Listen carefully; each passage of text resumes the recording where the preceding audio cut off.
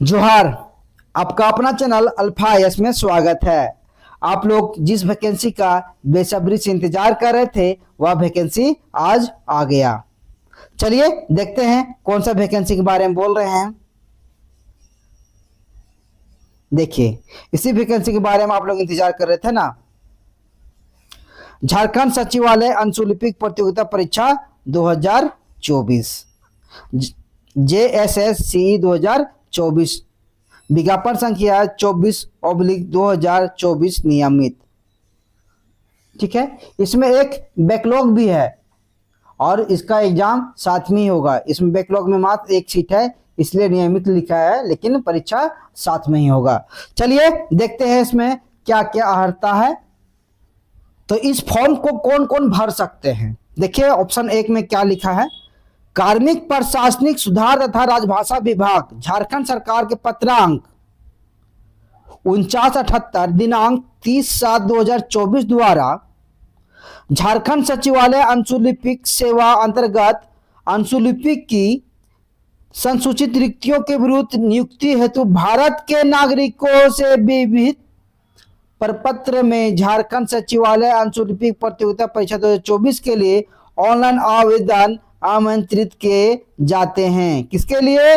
भारत के नागरिक के लिए। सभी राज्य वाले अपने अपने राज्य को बुलाते हैं और झारखंड यहाँ पूरा भारत को बुलाता है।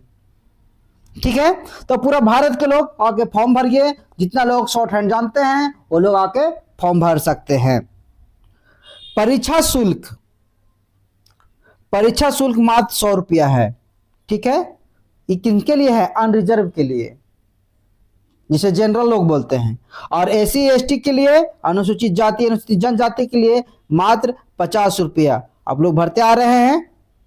ठीक है, और एक लाइन और यहां और देखिए, कार्मिक प्रशासनिक सुधार राजभाषा विभाग झारखंड राज्य के पत्रांक 8559 दिनांक 23/10/2019 के आलोक में झारखंड राज्य के 40% अथवा उससे अधिक निःशक्तता वाले दिव्यांग अभ्यर्थियों को परीक्षा शुल्क में छूट अनुमान है। छूट है, ठीक है, इनको भी है।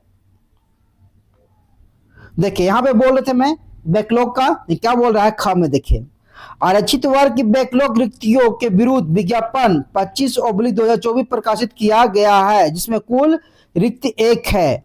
विज्ञापन संख्या 24/2024 एवं 25/2025 दोनों के लिए अर्हता प्राप्त अभ्यर्थी एक साथ ही आवेदन कर सकेंगे और इस संयंत्र का विकल्प ऑनलाइन आवेदन भरने में उपलब्ध रहेगा। दोनों विज्ञापन के लिए आवेदन भरने की स्थिति में एक ही परीक्षा शुल्क देय होगा।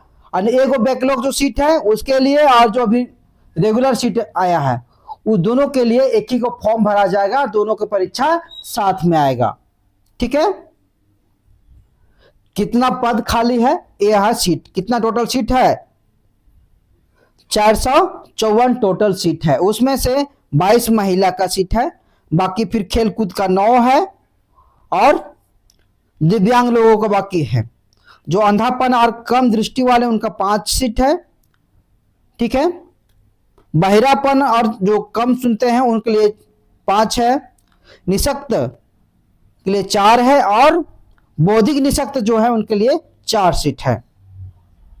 ठीक है, चलिए आप देखते हैं अनरिजर्व के लिए कितना सीट है। अनरिजर्व के 182 सीट है, उसमें से 9 महिला है। अनरिजर्व 182 है। और अनुसूचित जनजाति ST के लिए 118 सीट है, उसमें से 2 जो सीट है 2 आदिम जनजाति का सीट है। 118 में ही 2 आदिम जनजाति का मतलब 116 + 2 ST का सीट है। 9 महिला सीट है, 5 अंधापन के लिए। ये जो जितना भी है दिव्यांगता का सीट ये सारा का सारा ST में ही है। अनुसूचित जाति SC के लिए 45 सीट है, 2 महिला लोगों का है। अत्यंत पिछड़ा OBC 1 37 सीट है और 2 महिला है। OBC 2 27 सीट है और 1 महिला का है। जबकि EWS का 45 सीट है और 2 महिला का है। टोटल सीटों की संख्या है 454, 22 महिला है इसमें से। और 5 नंबर पॉइंट देखिए, यहां पे लिखा हुआ पदनाम एवं वर्गीकरण। ठीक है, वेतन क्या होगा और न्यूनतम शैक्षणिक योग्यता क्या होगा इसके लिए। अंशुलिपिक, झारखंड सचिवालय अंशुलिपिक सेवा, मतलब झारखंड सेक्रेटेरिएट शॉर्ट हैंड।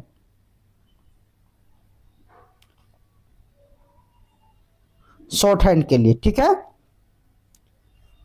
वेतनमान जो होगा 25,500 से चालू होगा, 81,100 तक जाएगा। इसका जो मैट्रिक्स पे मैट्रिक्स जो है लेवल 4 है, और लेवल 4 होगा तो ग्रेड पे कितना होगा आप लोग देख लीजिए ग्रेड पे। ठीक है, किसी मान्यता प्राप्त विश्वविद्यालय ऑब्लिक संस्थान से स्नातक अथवा समकक्ष उत्तीर्ण होना चाहिए। आपको स्नातक होना अनिवार्य है। ठीक है, किसी मान्यता प्राप्त विश्वविद्यालय से आप मान्यता प्राप्त आपको सर्टिफिकेट चाहिए डिग्री का।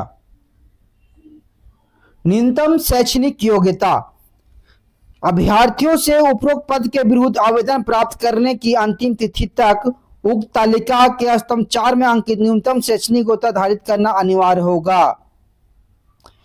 ठीक है, जो पद है उसको अंतिम तिथि तक आपको शैक्षणिक योग्यता आपको प्राप्त कर लेना है। बाद में प्राप्त कीजिएगा फॉर्म भरने के बाद तो आपको रिजेक्ट कर दिया जाएगा, याद रखिएगा। अर्थात शैक्षणिक योग्यता के निर्धारण के लिए ऑनलाइन आवेदन देने की अंतिम तिथि को आधार तिथि रेफरेंस डेट माना जाएगा। ठीक है, यहां पे एक लाइन और देखिए, निर्धारित शैक्षणिक योग्यता धारित नहीं करते हैं तो वे आवेदन भरने के लिए अयोग्य समझे जाएंगे। अगर आपके पास योग्यता नहीं है, शैक्षणिक योग्यता नहीं है, सर्टिफिकेट नहीं है, तो आप फॉर्म नहीं भर सकते, आप उसके लिए अयोग्य हैं। अब खेल कूद जो स्पोर्ट कोटा के हैं उनके लिए क्या क्या चाहिए। कला संस्कृति खेलकूद युवा कार्य विभाग के संकल्प संख्या 1709 दिनांक 12/9/2007 द्वारा श्रेणी ग के पदों पर सीधी नियुक्ति हेतु निर्धारित निम्न मानक के अनुसार अनुमान्य होगा।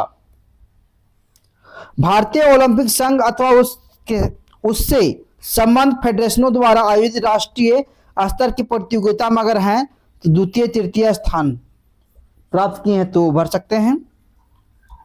झारखंड ओलंपिक संघ अथवा उससे संबद्ध संघों द्वारा आयोजित आधारित अधिकारी जो राज्य चैंपियनशिप है उसमें प्रथम स्थान लाते हैं तो अब आप योग्य हैं। राष्ट्रीय रिकॉर्ड स्थापित करने वाले जो खिलाड़ी हैं, जो राष्ट्रीय रिकॉर्ड स्थापित किए हैं, वो सीधे उनका नियुक्ति होगा इसमें फॉर्म भरेंगे तो। उम्र सीमा देखते हैं, एज कटअप क्या रहेगा। ठीक है, तो एज कटअप जो रहेगा 1 अगस्त 2024 न्यूनतम है, 1 अगस्त 2024 न्यूनतम, और अधिकतम 1 अगस्त 2024 ही है, इसमें छूट नहीं मिला है एज कटअप में। ये रहा आपका न्यूनतम उम्र सीमा 21 वर्ष। 1 अगस्त 2024 को आपका न्यूनतम उम्र 21 वर्ष होना अनिवार्य है। अगर 21 वर्ष के नहीं है, 20.5 साल के हैं या 21 साल होने वाला है तो आप फॉर्म नहीं भर सकते हैं। समझ गए, फॉर्म नहीं भर सकते हैं। आपका न्यूनतम उम्र 21 साल होना अनिवार्य है। अधिकतम उम्र सीमा, ठीक है, अनरिजर्व के लिए एवं आर्थिक रूप से जो कमजोर हैं ईडब्ल्यूएस और अनरिजर्व के जो हैं उनका उम्र सीमा 35 वर्ष रखा गया है। BC1 और BC2 के लिए 37 वर्ष, और BC1 BC2 के जो लोग हैं उनके लिए महिला लोग, BC1 और BC2 जो महिला लोग हैं उनके लिए आप 38 साल है।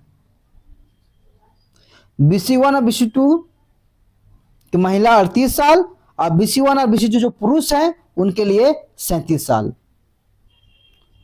तो फिर SC ST कितना रहेगा, तो SC ST 40 साल। अनुसूचित जनजाति और अनुसूचित जाति पुरुष एवं महिला के लिए उम्र सीमा कितना होगा, अधिकतम 40 साल और न्यूनतम 21 साल। अगर आपका है तो आप फॉर्म भर सकते हैं। यदि कोटि के निःशक्त अभ्यर्थियों को अधिकतम उम्र सीमा में 10 वर्षों की अतिरिक्त छूट दी जाएगी। क्या बोल रहा है?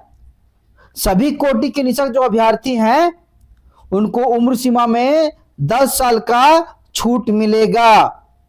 ठीक है, मतलब अभी ये हो गए कितना, 45 साल के हो गए, 35 प्लस 10 साल, अनरिजर्व 35 है, तो फिर सब में 10-10 साल जोड़ लीजिए, 37 के 47, 38 के 48, 40 के 50। अब 9 नंबर में देखिए आरक्षण बोला है। आवेदन के नियत प्रविष्टि के अधीन इंगित आरक्षण का दावा नहीं करने पर आरक्षण का लाभ नहीं मिलेगा। अगर आप SC ST OBC या EWS के हैं और जिस दिन फॉर्म भर रहे हैं उस दिन जातीय आवासीय आप नहीं दीजिएगा तो आपको आरक्षण का लाभ नहीं मिलेगा। या जिस दिन आप फॉर्म भर रहे हैं और फॉर्म भरने के बाद जातीय आवासीय बनाइएगा तो आपको आरक्षण का लाभ नहीं दिया जाएगा, आपको रिजेक्ट कर दिया जाएगा। 9(1) में देखिए आरक्षण का दावा करने वाले अभ्यर्थियों हेतु स्थानीय निवासी प्रमाण पत्र चाहिए। जो झारखंड का है उन्हीं को सिर्फ लाभ मिलेगा आरक्षण का, और जो बाहर का SC ST OBC है, बाहरी है, उनको लाभ नहीं मिलेगा। आजकल तो बाहरी लोग भी यहाँ का SC ST बन के फॉर्म भर के नौकरी ले ले रहे हैं, बहुत लोग हैं। चलिए आगे देखते हैं क्या इसमें लिखा हुआ है।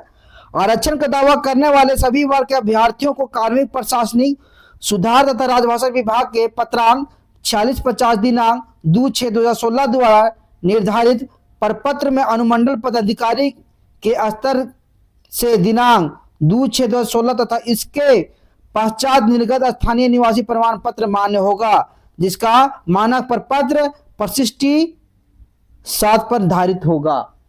जो फॉर्म में आता है ना प्रशिष्टि पत्र 7, उस पर धारित होना चाहिए। ठीक है, अगर 2016 के बाद का आपका जाति आवासीय अगर बना हुआ है, अनुमंडल लेवल का, अनुमंडल पदाधिकारी का आपके पास जातीय आवासीय है, अगर 2016 के बाद का है तो ये चलेगा, लेकिन प्रपत्र जो विशिष्टि है 7 पर धारित होना चाहिए। और भी बोल रहा है सीओ का भी चलेगा, बोलेगा सीओ का चलेगा, तो हाँ सीओ का भी चलेगा।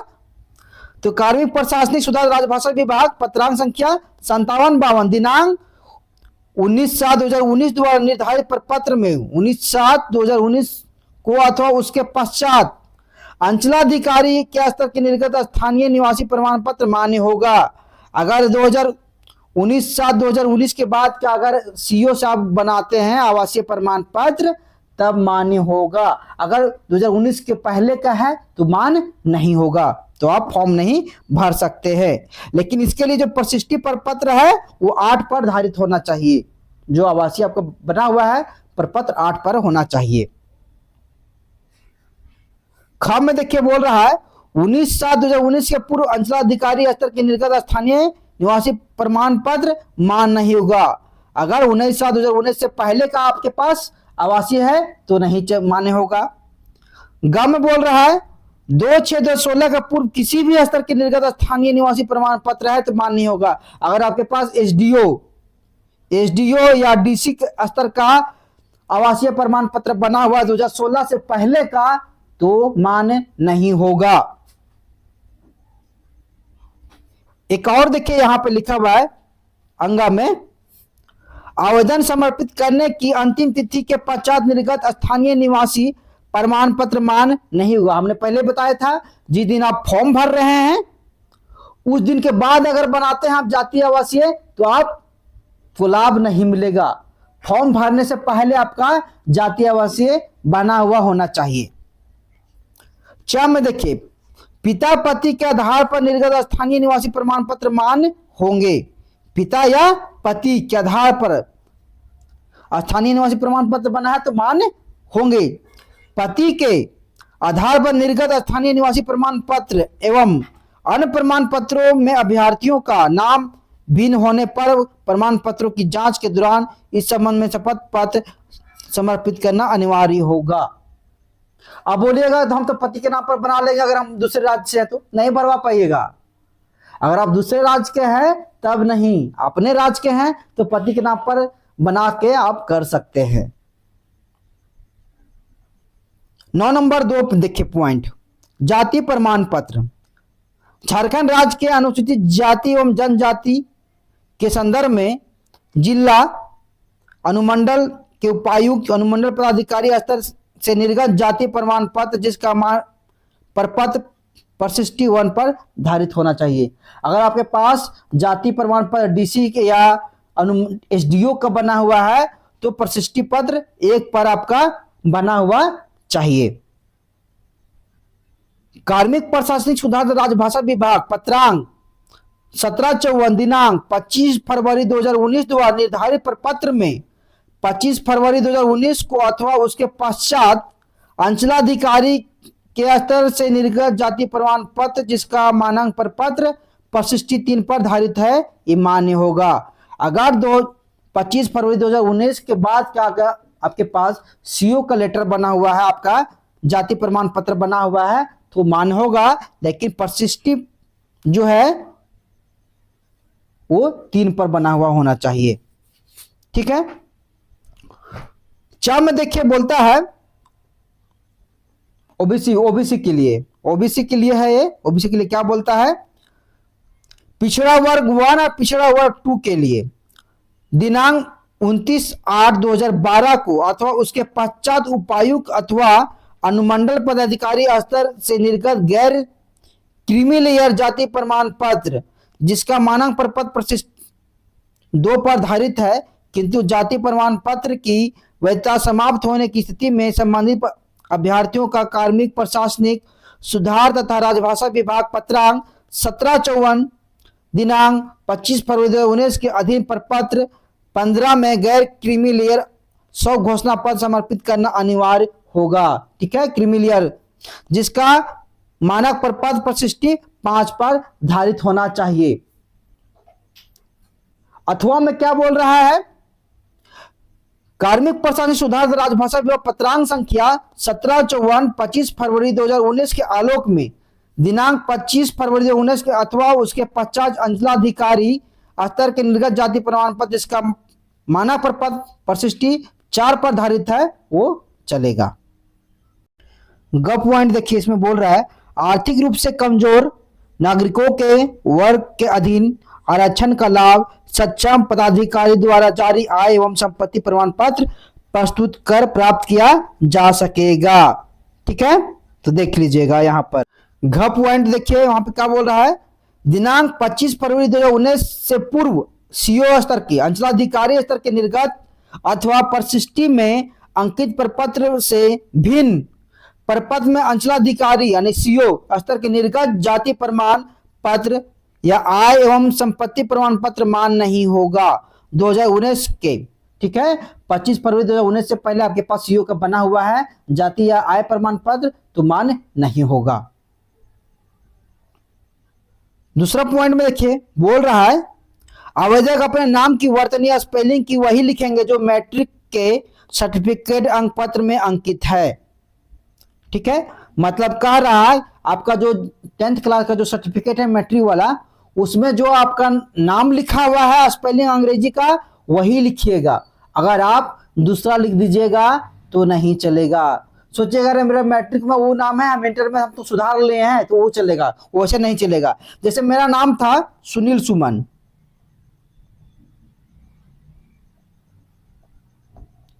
लेकिन मेरा मैट्रिक के सर्टिफिकेट में क्या हो गया जानते हैं, सुमन का जगह हो गया था सुमय, वाई हो गया था, एन का जगह वाई हो गया था।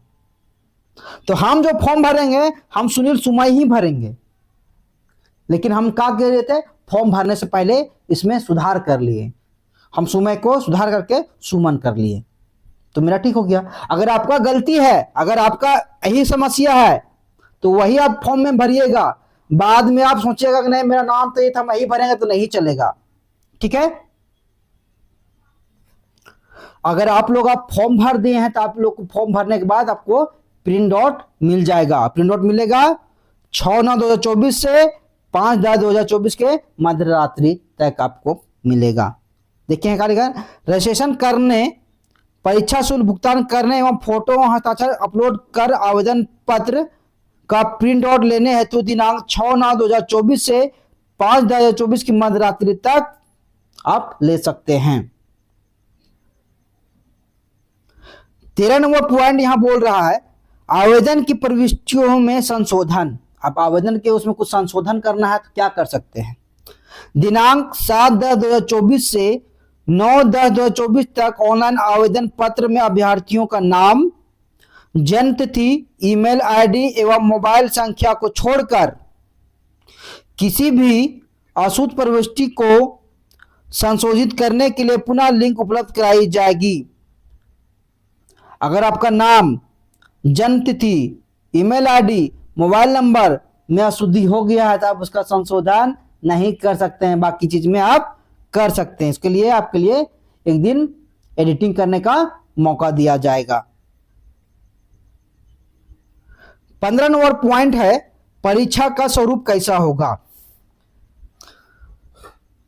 तो परीक्षा यदि विभिन्न समूहों में लिया जाता है तो अभ्यर्थियों का प्राप्तांक नॉर्मलाइजेशन किया जाएगा। अगर परीक्षा अधिक हो गया तो क्या होगा, अधिक अभ्यर्थी फॉर्म भरेंगे तो नॉर्मलाइज किया जाएगा, ठीक है। और नॉर्मलाइज का जो फॉर्मूला है वो एसएससी ही जानता है, आज तक कोई समझ नहीं पाया है।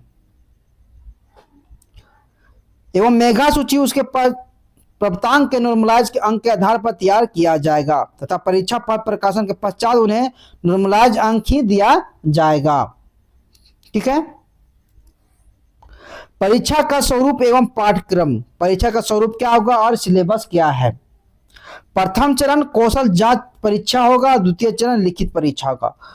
कौशल जांच में क्या होगा, इसमें आपको जो शॉर्ट हैंड है वो शॉर्ट हैंड टाइपिंग आपको करना होगा। दूसरा में जो आपका परीक्षा होगा जीएस का वो होगा। तो चलिए देखते हैं क्या है। प्रथम चरण कौशल जांच परीक्षा। कौशल जांच परीक्षा के लिए 2 पत्र होंगे। दोनों पत्रों की परीक्षा एक ही तिथि को आयोजित होगा। कौशल जांच जो होगा आपका स्किल टेस्ट होगा, 2 पेपर होगा और दोनों एक ही दिन होगा। प्रथम पत्र में इसके अंतर्गत हिंदी अंशुलेखन की जांच परीक्षा ली जाएगी जिसका मानदंड निम्नवत होगा। क्या है, हिंदी अंशुलेखन की जांच। इसमें हिंदी अंशुलेखन की जांच हेतु 500 शब्दों को 50 शब्द प्रति मिनट की गति से 10 मिनट तक हिंदी श्रुतिलेख दिया जाएगा। आपको 10 मिनट दिया जाएगा और प्रति मिनट आपको 50 शब्द टाइप करना है। अगर नहीं कर पाए तो आप स्किल टेस्ट में फेल हो गए हैं। श्रुतिलेख आशुलेखन के विशेषज्ञ व्यक्ति के द्वारा उच्चारित किया जाएगा। जो विशेषज्ञ है उनके द्वारा उच्चारित किया जाएगा शॉर्टहैंड के लिए। और श्रुतिलेख के पूर्व 1 मिनट का समय श्रुतिलेख का अभ्यास तैयारी ट्रेल हेतु दिया जाएगा। श्रुतिलेख का कंप्यूटर पर टंकित करने हेतु 40 मिनट का समय दिया जाएगा। इसके अतिरिक्त उम्मीदवारों को कंप्यूटर पर टंकन आरंभ करने के पूर्व 5 मिनट का समय श्रुतिलेख को पढ़ने के लिए दिया जाएगा। श्रुतिलेख के टंकन की शुद्धि टंकन हेतु निर्धारित समय के अंतर्गत ही करनी होगी। श्रुतिलेख के टंकन में उत्तीर्ण होने के लिए 5% से अधिक गलतियां नहीं होनी चाहिए, अन्यथा उन्हें अयोग्य करार दिया जाएगा। अगर आप 50 शब्द लिखना है प्रति मिनट, 50 लिखना है ना, इसमें से अगर 5% आपका गलती हो गया तो आपको माफ कर दिया जाएगा। अगर 5% से अधिक हो गया तो आपको फेल कर दिया जाएगा, तो आपको फेल कर दिया जाएगा, समझ गए। तो 50 शब्द में 5% से अधिक आपको गलती नहीं करना है। पहला पत्र समाप्त हो गया। अब द्वितीय पत्र में देखिए क्या है। इसके अंतर्गत कंप्यूटर योग्यता एवं चालन परीक्षा ली जाएगी। आपको कंप्यूटर आना चाहिए। अगर आप कंप्यूटर चलाना नहीं जानते हैं तब भी आपको यहां छांट दिया जाएगा, ठीक है। क्या क्या चाहिए आपको, उक्त तालिकावार आंकड़ों में एमएस वर्ड पर टंकित करना होगा। एमएस वर्ड पर आपको टाइपिंग करना होगा। एमएस एक्सेल पर आंकड़ों को प्रविष्टि एवं औसत जोड़ घटाव इत्यादि से संबंधित गणना करना होगा। एमएस एक्सेल पर आपको क्या करना पड़ेगा, जोड़ घटाव करना पड़ेगा, प्लस माइनस जो किए हैं आप आंकड़ा उसको करना पड़ेगा। एमएस एक्सेल पर तैयार आंकड़ों के आधार पर पाई चार्ट और बार चार्ट तैयार करना होगा। जो भी आप आंकड़ा तैयार किए हैं उसका पाई चार्ट और बार चार्ट आपको बनाना पड़ेगा। घ में देखिए, एमएस एक्सेल पर तैयार आंकड़ों के आधार पर एमएस पावर पॉइंट और पावर पॉइंट प्रेजेंटेशन हेतु स्लाइड तैयार करना होगा। आपको प्रेजेंटेशन भी तैयार करना पड़ेगा। उपयुक्त खंडिका क से घ तक के तैयार सभी दस्तावेज डॉक्यूमेंट का एक फोल्डर तैयार कर उसे दिए गए पते ईमेल आईडी पर भेजना होगा। जितना आप बनाएं, जितना पावर पॉइंट एमएस एक्सेल पर बनाए, प्रेजेंटेशन बनाए ना, उसको आपको डॉक्यूमेंट एक बनाकर और ईमेल आईडी आपको दिया जाएगा, उस ईमेल आईडी पर आपको सेंड करना होगा। ठीक है। इस परीक्षा की कुल अवधि 1.5 घंटे की होगी, यानी कि 90 मिनट का होगा। ठीक है। प्रत्येक खंड हेतु 25-25 अंक के हिसाब से कुल 150 अंक का होगा। इसमें उत्तीर्ण होने के लिए न्यूनतम 30% अंक प्राप्त करना होगा, यानी कि 150 में से आपको 30% लाना पड़ेगा। ठीक है। अब है द्वितीय पत्र। द्वितीय पत्र में क्या है? लिखित परीक्षा। इसमें देखिए अवधि 3 घंटा का होगा। इसमें जो 3 घंटा का होगा द्वितीय पत्र, इसमें बोला रहा है हिंदी भाषा का रहेगा 25 प्रश्न। इसमें 25 या 75 3 नंबर का एक प्रश्न होगा। ठीक है। 25 गुने 3 नंबर का एक प्रश्न होगा। हिंदी का 25 प्रश्न रहेगा, अंग्रेजी का 25 प्रश्न रहेगा और समान अध्ययन जीके जीएस का 25 प्रश्न रहेगा और तर्क एवं मानसिक क्षमता का 25 प्रश्न। तर्क मतलब रीजनिंग और मैथ। रीजनिंग अगर 10 गो रहेगा तो मैथ 15 गो, अगर रीजनिंग 12 रहेगा तो 13 मैथ रहेगा। यही मिला के मैथ रीजनिंग मिला के आपका 25 प्रश्न रहेगा। टोटल 100 प्रश्न रहेगा 300 नंबर का। ठीक हो गया। और इसमें बोला जा रहा है प्रथम पत्र में 30% अंक प्राप्त करना अनिवार्य होगा। ये जो प्रथम पत्र है इसमें भी आपको 30% तो लाना ही लाना होगा, अनिवार्य होगा। 30% से कम नंबर लाइएगा।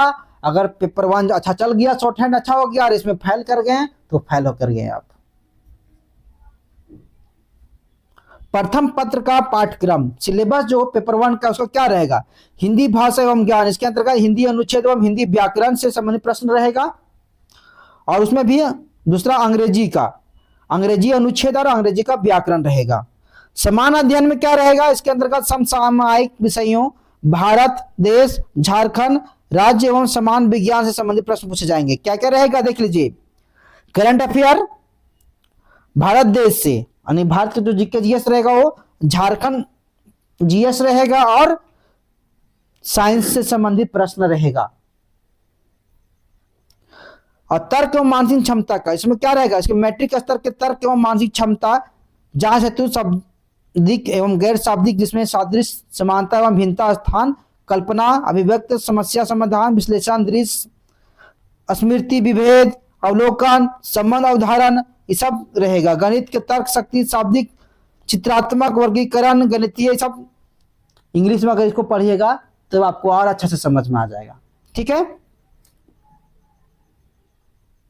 अब चलते हैं द्वितीय पत्र। द्वितीय पत्र में क्या है? क्षेत्रीय जनजातीय जो भाषा है वो रहेगा। इसमें कौन कौन भाषा रहेगा? उर्दू, संथाली, बंगला, मुंडारी, मुंडा, हो, खड़िया, कुड़ू, कुराव, कुरमाली, खोटा, नागपुरी, पंचपरगनिया, उड़िया में से किसी एक भाषा की परीक्षा विकल्प के आधार पर अभ्यर्थी दे सकेंगे। और इसमें 100 प्रश्न रहेगा। ठीक है। और 300 नंबर का रहेगा। एक प्रश्न 3 नंबर का रहेगा। और इसमें समय आपको दिया जाएगा 2 घंटा। 2 घंटा में आपको 100 प्रश्न सॉल्व करना है। चिन्हित क्षेत्रीय जनजातीय भाषा में 30% अंक प्राप्त करना अनिवार्य होगा। और आपको इसमें से 30% आपको लाना है, अनिवार्य है। कम लाइएगा तो फेल कर जाइएगा। हम खोटा पढ़ाते हैं तो हम खोटा के सिलेबस आपको बता रहे हैं। गद्य भाग में है कहानी, एकांकी नाटक और लघु उपन्यास। कहानी है, एकांकी नाटक है और लघु उपन्यास। 2 रेफरेंस बुक दिया हुआ है। खोटा गद्य पद संग्रह, प्रकाशक खोटा, साहित्य संस्कृति परिषद बोकारो। दूसरा है दूध डाल जिरहुल फूल।